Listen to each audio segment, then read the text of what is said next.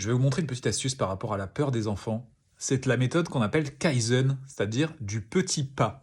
L'idée, c'est de ne pas éviter la source de la peur, mais de s'y confronter. Et l'étape préalable, c'est l'accueil de la peur. Je vais le faire sur la base du livre de Xavier Deneux, Les émotions.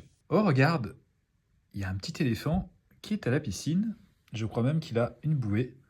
Et il s'apprête à sauter du plongeoir. On dirait qu'il y a un autre éléphant qui est ici. C'est peut-être son ami. Qu'est-ce que tu en penses? D'après toi, qu'est-ce qu'il ressent comme émotion? Oui, peut-être de la peur, parce que le plongeoir a l'air vraiment haut. Qu'est-ce que tu lui conseillerais de faire, par exemple? Oui, il pourrait commencer par faire un petit pas sur le plongeoir. Et s'il en a assez, redescendre. Peut-être qu'un autre jour, il pourra faire un deuxième pas, un troisième pas, et arriver ici, et enfin, plouf, plonger. Qu'est-ce que tu penses qu'il ressentira lorsqu'il aura plongé? On va donc accueillir cette peur, la verbaliser. On va également regarder de l'autre côté de la peur, quelle est l'envie, par exemple, quel plaisir il y aura à se retrouver dans l'eau, ou quelle satisfaction il y aura à avoir dépassé cette peur pour avoir plongé. Ceci, c'est de l'anticipation.